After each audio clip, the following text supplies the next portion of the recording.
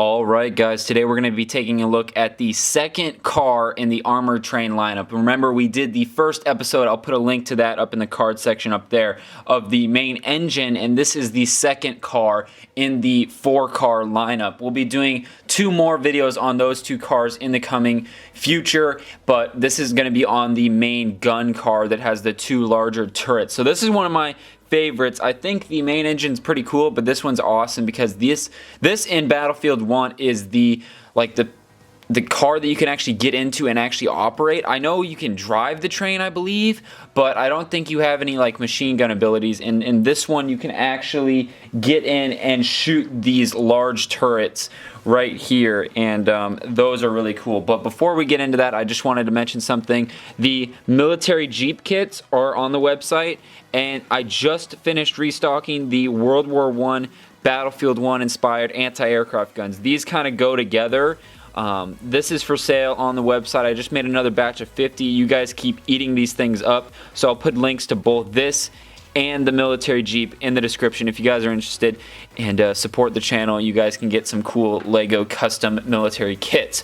Other than that, let's go ahead and take a closer look at this vehicle. So once again, we are doing reviews on each of the cars. There are 4 cars. I don't know if I'm going to combine the last video for car number 3 and 4 because they're fairly similar, but this one's very different, so that's why it's getting its own video. But I just want to remind you guys that this was completely designed by my friend Elliot, or Lego Guy 830, and this thing he designed from scratch, and it's pretty crazy the skills he has to be able to just look at reference pictures and design something like this from scratch, because this thing looks like a legit kit, like a Lego kit, and it's awesome.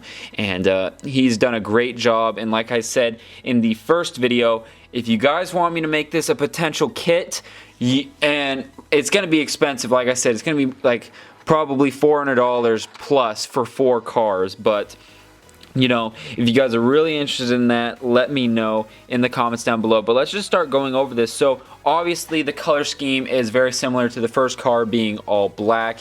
That is what it is in Battlefield 1. And it also, so let's just get some things out of the way. It's got 2 main turrets, both of these turrets here, the front and the back. Obviously you don't want that to happen. So that's another thing. So some of the connection points are non-Lego connection points. This one, I don't know if you can see that, it's just using a clip piece to hold in this bar, so it's very fragile. But basically, if you cut this vehicle in half this way, it is symmetrical on both sides. Other than the floodlight, everything's symmetrical here. So we got both turrets can spin 360 degrees. You have 1, 2, 3, 4 machine guns on this side, and if I flip it around, you have 4 more on that side as well. Those are just some lightsaber bar pieces in light bluish gray, and then I decided to use dark bluish gray pins to hold those in to break up the color a little bit. I think that looks pretty good.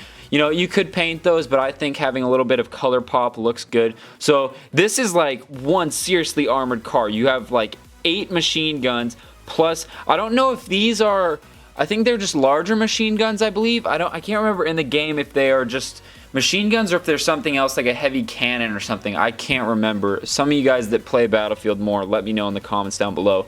But, you know, it's pretty much symmetrical, so there's not too much to go over other than to show you guys some of the features. So it's obviously built on the train wheels. If I flip it over, you can see that there. So it's pretty clean underneath there. It actually only has, so if you look at this, right, it's got 1, 2, 3, 4, 5, 6, 7, 8. Yeah, 8 of those, which are the connection points for these Lego, train wheels. Now, obviously, I only have 1, 2, 3 that actually have wheels on it, and that's because I didn't have enough of the Lego wheels for the train wheels themselves. One, because they were expensive and I was in a time crunch when I was building this thing, and you don't really see the wheels. I mean, you can kind of see them right there, but on the mock, like, nobody noticed. It still rolls smooth enough. I tried just doing the front and the back wheels, but this thing's so heavy that it was starting to flex in the middle, so I wanted to put that one more in the middle. And I mean, this thing rolls great. Those train wheels have great, you know, there's just like zero friction, which is awesome for playability. And this goes perfectly on the Lego train track pieces. So if you had a set of those lined up, you could push this along. I don't think it would go very well around turns simply because of how long it is.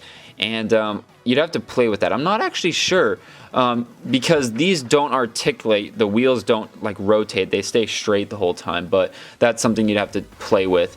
And then obviously like on the front and back, you can just see there's a plethora of tiles and slopes. These are some grill pieces, just a bunch of tiling to kind of give it that smoothed over look. I think that looks really cool, and it looks like really it just looks like armor plating, which is really cool. So you got like really heavy plating there, and then these pieces are really cool. They're plates, and then they have this like lip on them. If I take one off, so these are really cool because it covers, it's basically like a giant fender that goes the whole length of the car on both sides, and it covers up the wheels, and it makes it look like the whole thing's gliding, because you put this on a track and you can't even see those wheels. This thing looks like it has armor plating straight all the way down to the ground, and it looks really cool. And if you guys haven't seen my Battle of Sinai Desert video, definitely check that out. Just YouTube search Clone Trooper X39 Sinai Desert Finale, and you can see what this looked like in the final mock, and it looked awesome.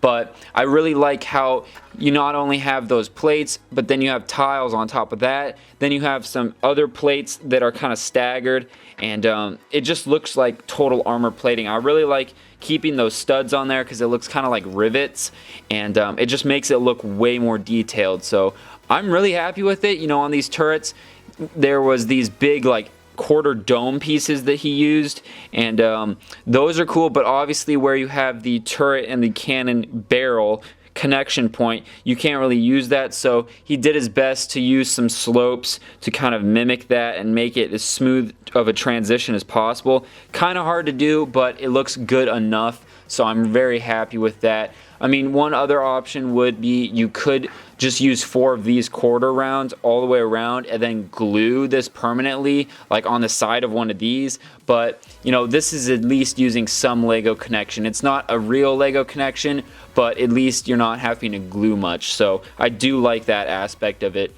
Trying to think what else. The floodlight has a little transparent what is that, a dish piece or disc, and you can move it up and down.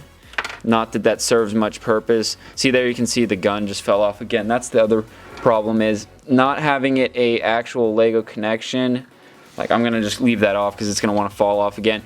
But the floodlight moves, you know, I really should have put this on one of those 2x2 swivel pieces so it could swivel 360 degrees and move up and down. I think that would have been more accurate, but I do appreciate Elliot putting that on there. That looks really cool. Breaks up all this. Using more of those 2x4 slopes that are curved. I believe that's like a 33-degree curve, Lego calls it. So using those all over there.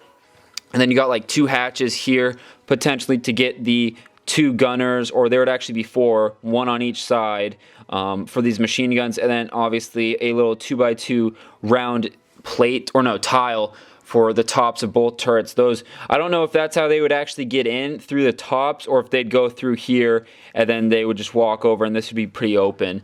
But, you know, looking at, you know, historical pictures of these things, like if you Google search World War I armored trains, there's a lot of pictures of them out there, and, you know, it's pretty crazy, and they look like they'd be pretty cramped in there.